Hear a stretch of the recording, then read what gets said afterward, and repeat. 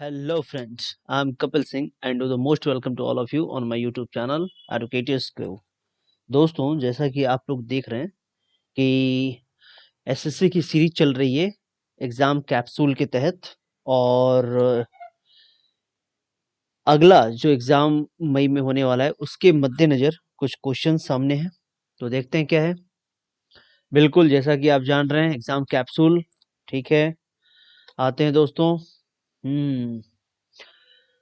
Error के question है, देख रहे होंगे आप। तो scarcely had I arrived then the train left, ठीक है। ये कंजक्शन का क्वेश्चन है दोस्तों।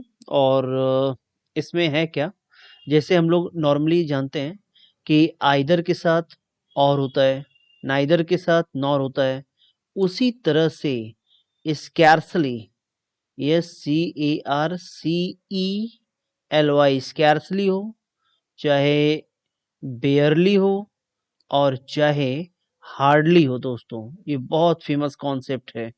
हार्डली हो, इनके साथ इनका कोरिलेटिव कंजक्शन जो होता है वो या तो व्हेन होगा और या तो बिफोर होगा दोस्तों, या तो व्हेन होगा या तो बिफोर होगा।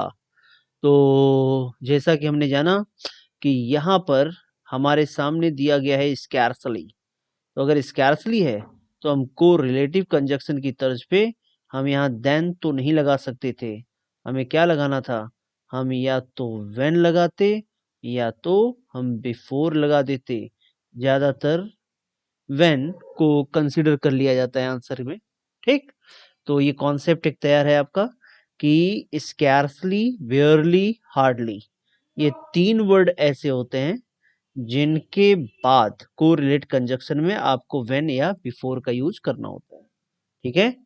आते हैं अगले क्वेश्चन में। तो the reason why he was rejected was because he was too young, हाँ ठीक है। ये भी कोरिलेट कंजक्शन का टॉपिक है। और जैसे अभी हमने जाना स्कैर्सली, बेयरली, हार्डली, इसके बाद देन का यूज करते हैं, उसी तरह से आप जान लीजिए कि द रीजन या the reason why, the reason हो चाहे द रीजन वाई हो, दोनों की हिंदी में कोई परिवर्तन नहीं होता दोस्तों। आप दोनों में से कुछ भी लिख सकते थे। इनके साथ जो कोरिलेटिव कंजक्शन आता है वो हमेशा दैट आता है। क्यों आता है? क्योंकि ये सब चीजें रीजन को स्पष्टीकरण करती हैं। रीजन, तो रीजन का जहां स्पष्टीकरण होता हो वहां पे दैट ही लगाते हैं, ठीक है। तो अब यहाँ पे देखिए, ये को रिलेटिव कंजक्शन के तहत हमारे पास आया हुआ है द रीजन वाई।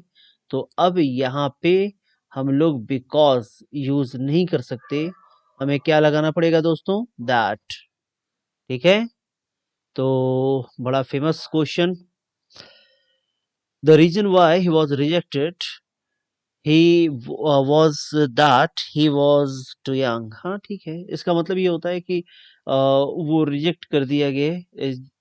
क्यों? क्योंकि वो बहुत यंग थे। इस तरीके से हम इसकी हिंदी बनाएंगे। Teachers of various schools met to discuss about, देखिए कितना भयंकर एरर। प्रीपोजिशन में मैं अक्सर बताता रहता हूं, मेरे इस पॉइंट को घुमाते हुए आपके दिमाग में तुरंत आ गया होगा कि डिस्कस के साथ अबाउट का यूज नहीं करते, ठीक है दोस्तों। तो जो लोग नहीं जानते जान लें, डिस्कस एक ऐसा वर्ब है जिसके साथ आप कभी कोई प्रीपोजिशन यूज नहीं कर सकते, ये प्रीपोजिशन लेस होता है। हाँ, डिस्कशन वर्ड अगर होता, डिस्कशन वर्ड अगर रहा होता ये नाउन के केस में, तो हम यहाँ अबाउट लगा सकते थे। लेकिन डिस्कस एज अ वर्ब हम यहाँ पर अबाउट का यूज नहीं करेंगे, ठीक है। ये भी एक इंपॉर्टेंट कॉन्सेप्ट में से एक है। देखते हैं अगला क्या है। Yes, his traditions bound attitude had to be a constant source of dissatisfaction among the younger members of the family. Okay, tradition bound attitude, रूढ़िवादी व्यक्ति, आप ऐसा कुछ बना सकते हैं। ऐसा कोई आदमी जो पुरानी मान्यताओं को हमेशा प्रायोरिटी देता हो, या ऐसा चाहता हो कि पुरानी मान्यताएं जो चली आ रही हैं बस उसी के अकॉर्डिंग काम हो, ऐसा। तो हैड टू बी, अब देखिए यहाँ पर हैड टू बी लगाने की जरूरत ही नहीं थी दोस्तों, क्योंकि हैड टू बी का मतलब होता है कोई काम कंपल्सन में करना, मजबूरी, कंपल्सन, मजबूरी क्या कंपल्सन माने अ, हाँ मजबूरी है, कंपल्सन ठीक है।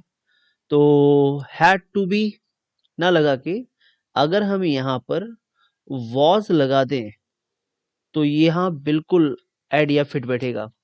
His tradition bound attitude was a constant source of dissatisfaction। बिल्कुल, यह एक सतत स्रोत है उसके डिससेटिस्फैक्शन का among the younger members of the family। हाँ ठीक है, तो मिल गया आपको। had to be हटा के आपको क्या लिखना था, was। ठीक है, अगला आते हैं द टू फर्स्ट। देखिए एडजेक्टिव की गलती, ये एडजेक्टिव की गलती है। द टू फर्स्ट नहीं, पहले होगा फर्स्ट और फिर होगा टू, तो आपको लिखना पड़ेगा the first to arrive were the lucky recipients of surprise gift. ठीक है, तो ये ऑर्डिनल और कॉर्डिनल वाले एरर था। तो first of all you have to just place the ordinal and after that you have to just going to place the cardinals। okay, so let's go ahead, just a minute। yes, okay, a person who on his own effort has the best chances to win। ठीक है दोस्तों। देखिए दोस्तों, ये पहली बात तो ये कि a person who on his, put on का मतलब तो कोई चीज पहनना होता है ना, पुट ऑन। और रन मेक्स ऑन एक अलग चीज होती है, रन्स ऑन रोड इस तरीके से हो सकता है। रिलाइज ऑन, रिलाइज ऑन का मतलब होता है दोस्तों कि भरोसा करना, किसी पर निर्भर होना। रिलाई ऑन का मतलब होता है कि निर्भर होना। तो मैं लिख दे रहा हूं रिलाई ऑन, इसका मतलब होता है निर्भर होना। तो देखिए निर्भर होना यहाँ फिट लगाएंगे तो आ जाएगा a person who on his own effort, एक आदमी जो कि निर्भर होता है अपने एफर्ट पर, has the best chances to win. हाँ, उसके चांसेस, उसके बहुत अच्छे चांसेस होते हैं जीतने के। ठीक है, तो यहाँ रियलाइज ठीक बैठेगा, तो इसलिए इसका आंसर होना चाहिए सी। ठीक है दोस्तों, 11 का आंसर है सी। आते हैं when he died Ramanujan behind 3 notebooks. ठीक है, was living, had left, leaves, left. ठीक है, कहानी प्रेजेंट में चल रही तो लीव्स तो हटा ही दो आप। हैड, वॉज, लेफ्ट, ये तीनों ही पास्ट के प्रॉपर्टी हैं। चलिए, तो यहाँ पे एक चीज याद रखिए दोस्तों, जैसे हम ये कह रहे हैं कि जब वो मरे तो वो 3 बुक छोड़ चुके थे। जब वो मरे तो उनके पास 3 बुक थी, ऐसा। तो यहाँ पर कोई भी एक्शन कंटिन्यूअस का नहीं बन रहा, इसके लिए हम यहाँ पे लिविंग जैसा सेंस भी हटा देंगे। अब आते हैं हैड लेफ्ट। हैड लेफ्ट अगर हम यहाँ हैड लगा दें तो एक सीक्वेंस आपने देखा होगा प्रेजेंट, सॉरी पास्ट परफेक्ट का, कि the teacher had gone just before the principal arrived, इस तरीके से देखा होगा ना। उस सीक्वेंस में हम हैड का यूज कर सकते थे, लेकिन इस सेंटेंस को अगर ऐसा आप पढ़ें कि रामानुजन लेफ्ट, रामानुजन ने छोड़ा, बिहाइंड 3 बुक्स, अपने पीछे 3 बुक्स को, व्हेन, जब, ही डाइड, वो मरे। तो इस सेंटेंस को अगर इस तरीके से आप पढ़ेंगे, इस व्हेन डाइड को उठा के अगर आप नोटबुक के बाद लिखें या पढ़ें तो ये और सरल आपको दिखाई देगा। और मॉडर्न इंग्लिश के तहत आप इस ऑब्जेक्टिव क्लॉज को उठा के सब्जेक्टिव की तरफ आप जोड़ सकते थे, कोई दिक्कत नहीं था। तो ये खाली एक स्ट्रक्चर को कठिनता में शो करने का एक तरीका है। बाकी सरल तरीका ये है कि आप सरल तरीके से चलें। Ramanujan left behind 3 notebook when he died, ये बिल्कुल सही बैठेगा इसकी हिंदी भी। तो इसका आंसर होना चाहिए दोस्तों सी। ठीक है, आते हैं अगला फॉर ऑल। पहली बात तो एक बात जान लो दोस्तों, बहुत इंपॉर्टेंट चीज है ये जो फॉरवर्ड है इसका आमतौर पे हम लोग प्रीपोजिशन के सेंस में से, इस तरीके का हम, के लिए, इस तरीके के हम सेंस लगा सकते हैं।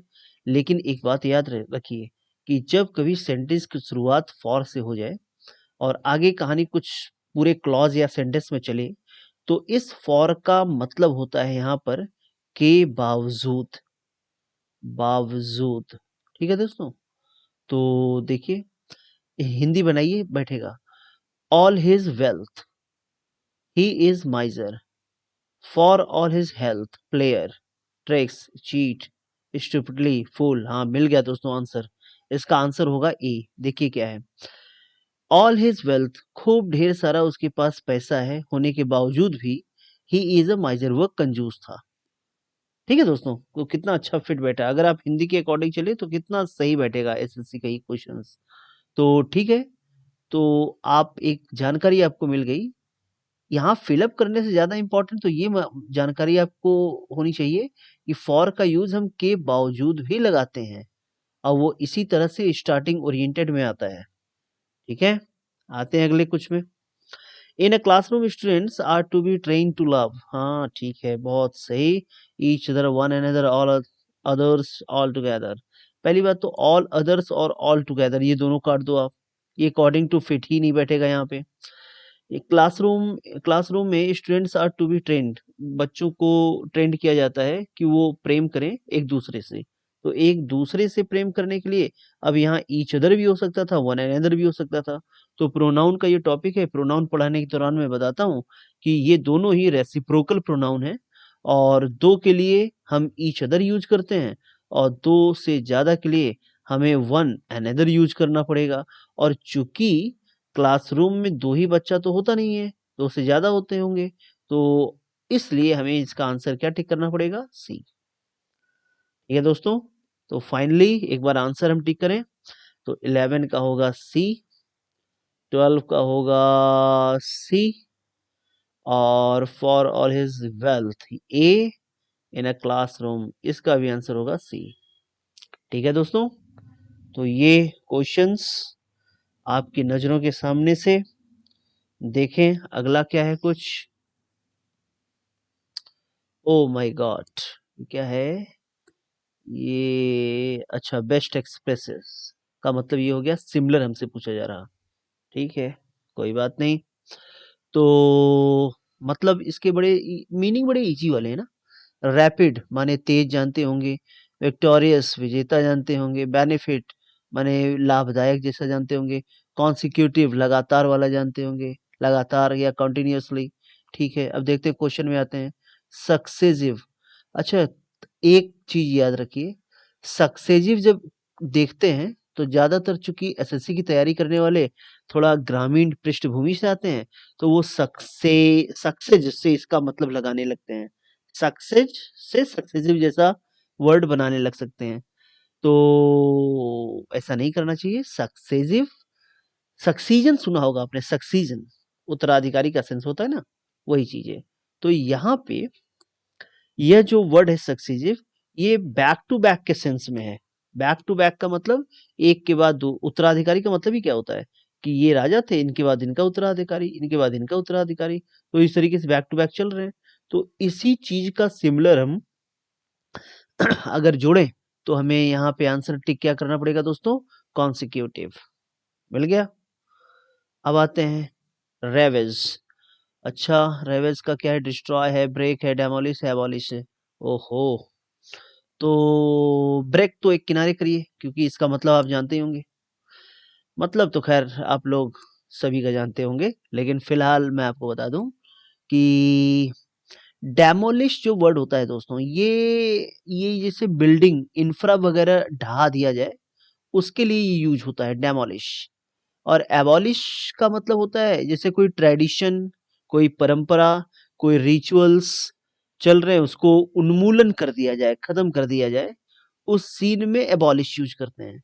और डिस्ट्रॉय एक बहुत वाइड रेंज का रुइंड है, बहुत बहुत बड़े पैमाने पर नाश हुआ है, ऐसा शो करने के लिए डिस्ट्रॉय का यूज करते हैं।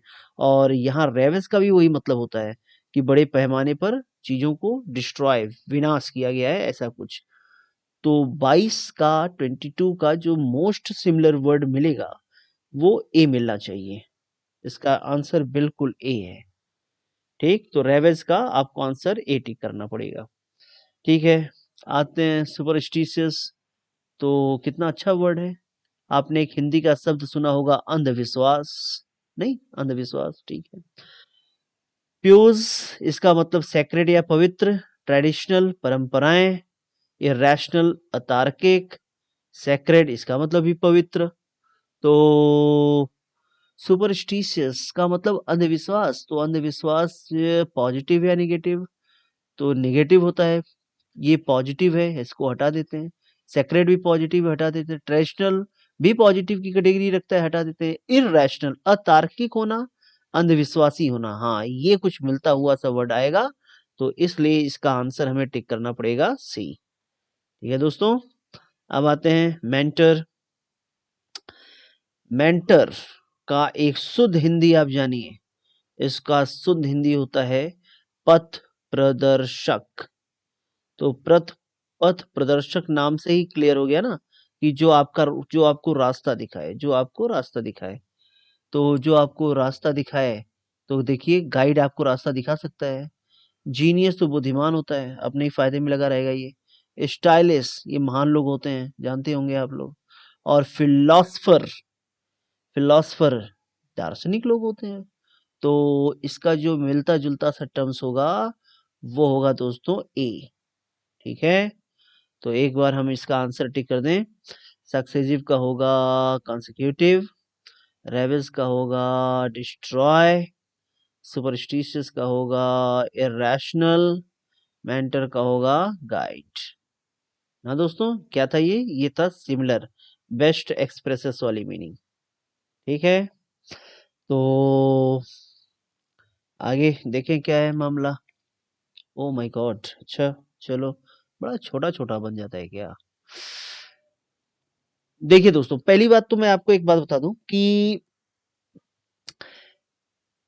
ये सब क्वेश्चंस आप सॉल्व, हमारा लेक्चर सुनने से पहले एक बार पॉज करके क्वेश्चंस आप पूरे सॉल्व कर लिया करिए, और सॉल्व करने के बाद फिर एज अ रिजल्टिव मोड में हमारे लेक्चर सुना करिए। उससे ये फायदा होगा कि आप लर्निंग प्रोसेस में, मुझे लगता है कि आप लर्निंग प्रोसेस में अगर हैं तो ठीक है, मेरे साथ साथ चलिए। लेकिन अगर आप प्रैक्टिस मोड में हैं सर, तो आप पहले अपना एफर्ट जरूर लगाइए। इससे क्या होता है कि आपका निर्णयन, जो डिसीजन मेकिंग प्रोसेस होता है, वो काफी ब्रशअप में आ जाता है। तो इसके लिए ये आपके लिए बहुत ही बेनिफिशियल होगा। तो मैं शुरू में भी कहता हूँ, मैं लास्ट में भी कहता हूँ, मैं हमेशा हर वीडियो में कहता हूँ कि first of all you have to just pause the videos, and then you have to also going to solve according to yourself, and after that you have to just going to make the analysis according to my lectures. Okay, तो ठीक है, ये सब questions है बहुत अच्छे वाले। तो अगर दोस्तों आपको वीडियो अच्छा लगा हो तो बिल्कुल आप लाइक करें, सब्सक्राइब करें, शेयर करें, और कमेंट तो जरूर करें, और हमें बताएं कि और वीडियो में क्या-क्या अच्छा किया जा सकता है। जरूर इस बात को बताइए दोस्तों। ठीक है, तो मिलते हैं अगले एक नेक्स्ट वीडियो में, और तब तक के लिए बहुत बहुत धन्यवाद। Okay, thank you once again.